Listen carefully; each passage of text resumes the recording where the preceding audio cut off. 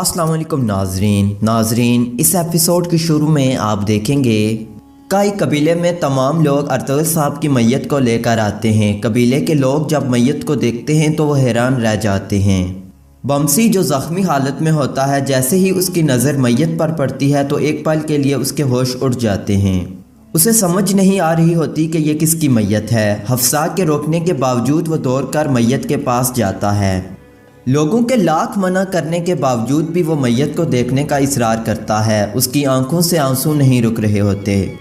हाइमा खातून, असलाहान और हलीमा भी ज़ारो कतार रो रही होती हैं। सब लोगों की आंखें अश्कबार होती हैं।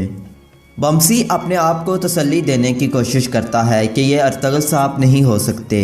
बमसी हर एक से कहता है कि ये अर्तुगरुल साहब नहीं हैं। देखते ही देखते औताक के सामने पूरा हजूम जमा हो जाता है। सब की आंखें अश्कबार होती हैं और उनके हौसले पुस्त होने लगते हैं।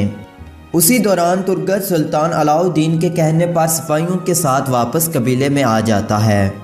बमसी अर्तुगरुल साहब की मैयत को देखकर कहता है, भाई मैं अपने आप को सिपाही कहता हूँ, लेकिन आपकी हिफाजत नहीं कर सका। फिर तुर्गत भी अर्तुगरुल साहब की मैयत को देखकर हैरान हो जाता है और उसे एक दचका सा लग जाता है। हलीमा सुल्तान बहुत ज़्यादा रोती है कि मैं आपकी फ़तह और घर वापसी की उम्मीद लेकर बैठी थी, मुझे आपके इस तरह घर आने की उम्मीद ना थी।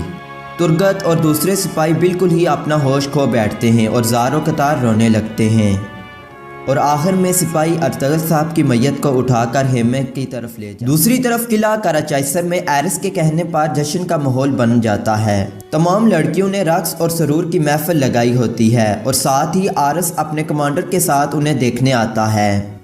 आरस को देखकर तमाम लोग उसकी हौसला अफजाई करते हैं और नारेबाजी करते हैं। इतने में एक सिपाही आकर कहता है, मैं आपका तारफ़ गुलाम फरोज सिंपू से कराना चाहता हूँ, हम उसे जानते हैं, ये बहुत ही मशहूर ताजिर है। तो कमांडर आरस उस ताजिर को बुलाकर उससे तारुफ करवाता है। सिंपू कहता है, मैंने सुना था कि आपने अपने बेहतरीन गुलामों को इस जश्न में दावत दी है, तो इसलिए मैं तमाम कनीज़ें यहाँ लाया हूँ। फिर कमांडर आरस कहता है, तुम मुझसे क्यों मिलना चाहते थे? सिंपू कहता है, मैंने यहाँ की तजारत की काफ़ी तारीफ़ें सुनी हैं और मैं यहाँ अपना कारोबार लगाने की सोच रहा हूँ, और ये सब करने के लिए मुझे आप जैसे गवर्नर से जान पहचान करनी थी और आपके साथ कारोबारी मामलात तय करने थे। इसके बाद सिंपू आरस को तोहफे के तौर पर कुछ खूबसूरत लड़कियां पेश करता है। कमांडर आरस तमाम लड़कियों का जायज़ा लेने के लिए उठकर उनके पास जाता है। फिर सिंपू एक खूबसूरत लड़की उसके सामने खड़ी करके कहता है, ये चेक करें, इसका नाम मारिया है, और उसकी खूब तारीफ़ें करता है। कमांडर आरस उसे देखने के बाद कहता है, ये तो बहुत खूबसूरत और आला है। सिंपू कहता है, हमारे अच्छे ताल्लुकात के लिए मेरी तरफ से ये तोहफ़ा कबूल करें। कमांडर आरस कहता है, आपकी इस मेहरबानी का शुक्रिया। कमांडर आरस कहता है, मैं आपसे अच्छे ताल्लुकात की उम्मीद रखता हूँ। फिर आरस अपने कमांडर लुकास से कहता है, इसे मेरे कमरे में ले जाओ ताकि ये कल तक अच्छी तरह आराम करे। कमांडर आरस कहता है, मैं कल अर्तुगरुल साहब के जनाजे के बाद मारिया के साथ जश्न जारी रखूँगा। फिर कमांडर लुकास मारिया को ले जाता है और सिंपू बाकी लड़कियों को वापस। इधर काई कबीले में बमसी और हकीम साहब जख्मी हालत में पड़े होते हैं। उधर ही समसा, तुर्गत, गुंगत बैठे ज़ारो कतार रो रहे होते हैं और अपने गम का इजहार कर रहे होते हैं। अब्दुर्रहमान कहता है, अब अपनी तलवारें हाथ में थामने का वक्त आ गया है। तुर्गत कहता है, अब हम इंतकाम लिए बगैर कोई और काम नहीं करेंगे, हता कि सांस लेना भी हम पर हराम है। अर्तुगरुल साहब के चले जाने के बाद अब हमारी जानें कुर्बान करने का वक्त आ गया है। दूसरी तरफ अर्तुगरुल साहब की मैयत के साथ खेमे में बैठे दुंदार को हाइमा खातून कहती है, आज के बाद अपने कबीले की हिफाजत करना, और कहती है कि अपने भाई का इंतकाम लेना तुम्हारी जिम्मेदारी है और सरदारी के लिए जिरगा ज़्यादा से ज़्यादा कल तक होना चाहिए, ये हमारा इक़्तिदार के लिए ज़रूरी है। इतने में छोटा गंदोज खेमे में दाखिल होता है और अर्तुगरुल साहब की मैयत पर गहरे दुख का इजहार करता है। हाइमा खातून और हलीमा उसे तसल्ली देती हैं और सब्र और तहम्मुल करने का कहती हैं। इतने में सिपाही अर्तुगरुल साहब की मैयत को लेने आ जाते हैं और दुआएं मग़फ़िरत करते हैं। हर आंख अश्कबार होती है। हाइमा खातून कहती है, तुर्गत, क्या ज़मीन ने मेरे बेटे के लिए अपना सीना खोल दिया है? फिर कहती है, इस दुनिया में लोग आते जाते हैं। फिर सिपाही अर्तुगरुल साहब के घर वालों को हौसला देकर उनकी मैयत को उठाकर बाहर ले आते हैं। मैयत को उठाते वक्त अर्तुगरुल साहब का खंजर गिर जाता है। गुंदोज खंजर उठाकर कहता है कि बाबा, मैं आपका इंतकाम लूँगा। फिर सिपाही जैसे ही अर्तगल साहब की मैयत को बाहर लेकर आते हैं तो बाहर लोगों का एक हजूम हाथों में तलवारें लिए और आंखों में आंसू लिए खड़ा होता है। बहुत ही अजीब मंजर होता है। इसके बाद कारी साहब जनाजा पढ़ाने लगते हैं। जनाजे के बाद अचानक आरस और उसके कमांडर आ जाते हैं। उन्हें आता देखकर हर कोई दंग रह जाता है। तुर्गत कमांडर आरस को देखकर कहता है, अर्तगल साहब मैं आपसे वादा करता हूँ कि अगर आपका इंतकाम ना लिया गया तो मेरी तलवार मेरे अंदर ही दाखिल हो और खून से बड़ी हुई बाहर निकले। फिर ये सुनकर अर्तगल साहब के जांबाज सिपाही अपनी तलवारें फ़िज़ा में बुलंद करके नारेबाजी करते हैं। ये मंजर देखकर कमांडर आरस और उसके सिपाहियों को खौफ सा लग जाता है। फिर कमांडर आरस अर्तगल साहब की मैयत के पास आकर दुंदार को कहता है, मैं अपने पड़ोसी होने का हक अदा करने आया हूँ। अर्तगल साहब एक जंगजू और शानदार कमांडर थे। जो कुछ हुआ हमें इस सब का बहुत दुख है। मैं आपको बताना चाहता हूँ कि मैं हमेशा आपके लिए मौजूद हूँ। पास खड़ा कोपैक भी ये सब कुछ सुन रहा होता है।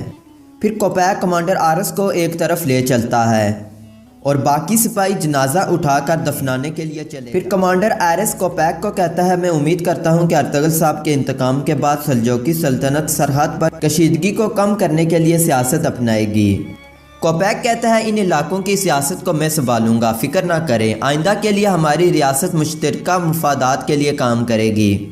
कमांडर आरस खुश होकर कहता है, मैं भी ऐसी हिकमत अमली का फल खाना चाहता हूँ। वो मीठे फल अभी पके नहीं मगर जल्द पकने वाले हैं। मेरी तरफ से मेरे पैगाम का इंतज़ार करें। यह कहकर दोनों अर्तगल साहब की कब्र पर चले जाते हैं। वहाँ सिपाही अर्तगल साहब को मट्टी के सुपुर्द कर रहे होते हैं। फिर तुर्गत कहता है, काई कबीले के बहादुर सरदारों, मेरी माओं और बहनों, हवा का एक झोंका हमें झुका नहीं सका। हम एक भी तूफान से डरने वाले नहीं। हम तूफानी बारिश में तबाह नहीं हो सकते। हमने इन सरजमीनों और वतन के लिए आंसू बहाए, मेहनत की और अपनी पेशानियों पर पसीना जमाया। हमारे पास हमारा मकसद है। जो कोई भी अर्तगल साहब पर यकीन रखता है और उनका एहतराम करता है तो जान ले कि अर्तगल साहब इस मकसद के लिए शहीद हुए हैं। अर्तगल साहब की रूह की खुशी के लिए हम खुद पर काबू रखेंगे और कंधे से कंधा मिलाकर अपना मकसद जारी रखेंगे। अब से सिर्फ इंतकाम का वक्त शुरू हो गया है। इंतकाम और अल्लाह अकबर के नारे बुलंद करते हैं। बहुत ही नाजरीन, ये एक ख्वाब है जो मैं आपको बयान करने जा रहा हूँ। खेमे में हर तरफ रोशनियां जगमगा रही होती हैं और सामने एक बच्चा होता है जो काफ़ी खूबसूरत होता है। जैसे ही अर्तगल साहब उस बच्चे के पास आते हैं, फ़ौरन बहुत से लोग झंडा लेकर अर्तगल साहब के पास आ जाते हैं। इसके बाद हर एक अपना तारफ़ बयान करता है और फिर अर्तगल साहब को खुशखबरी देते हैं और कहते हैं, आपके खेमे में यह बच्चा जो चांदनी की तरह चमक रहा है, यह आपका बेटा उस्मान है। इसकी तलवार इंसाफ के लिए बुलंद हो। दुनिया को फतह करने में अपनी मिसाल आप बने और अपनी सल्तनत की दुनिया का सुल्तान बने। फिर कहते हैं कि अर्तगल साहब, आपका बेटा जो सल्तनत कायम करेगा उसकी चाबी आपके पास है। सबसे पहले तो आपने जिंदा रहना है, फिर अपनी इन सरजमीनों पर अमन कायम करने के लिए जो आप फतह करेंगे, बिल्कुल इसी तरह आप अपने बेटे उस्मान को पाएंगे। फिर अर्तगल साहब कहते हैं कि मैं अपने आबाओ-अजदाद से वादा करता हूँ कि मैं खुद को इन तीरों और कमानों से जोड़ूंगा। हम अपनी सरहदें दरियाओं और समंदरों को वसी कर देंगे। ये सुनकर सब लोग अपने झंडे उठाकर अर्तगल साहब को दाद देते हैं। फिर अचानक ही अर्तगल साहब ख्वाब से बेदार हो जाते हैं। वो एक गार में होते हैं। उनकी ज़बान से अपने बेटे उस्मान का नाम जारी होता है। पास खड़ा तबीब उनकी बातें सुनकर उनके पास आ जाता है और उनके मुंह में पानी डालना शुरू कर देता है और उनको होश में। इधर काई कबीले में दुंदार कहता है, हमने अपने भाई को मिट्टी के हवाले कर दिया है। अब जितना जल्दी मुमकिन हो हमें अपने पाँव पर खड़े होने की ज़रूरत है ताकि हमारा कबीला और हमारे सिपाही नज़रअंदाज ना हो। सरदारी की हाली नशिस्त को पूरा करना ज़रूरी है। तमाम सरदार दुंदार की बात से इत्फाक करते हैं। आखिर में दुंदार कहता है, मैं सलीमान शाह का बेटा दुंदार अर्तगल साहब के बगैर नए सरदार के तौर पर मुंतखब होने का तलब हूँ। अर्तगल साहब का इंतकाम लेना अब मुझ पर वाजिब है, आप सब जान लें। बिलाखिर हाइमा खातून सब लोगों की राय से सरदारी का निशान तलवार को बोसा देकर उसे दुंदार को पेश करती है। नाजरीन, यहाँ पर यह एपिसोड ख़त्म हो जाती है। अगर आपको हमारी वीडियो अच्छी लगी तो वीडियो को लाइक कर दें, चैनल को सब्सक्राइब और कमेंट बॉक्स में अपनी राय ज़रूर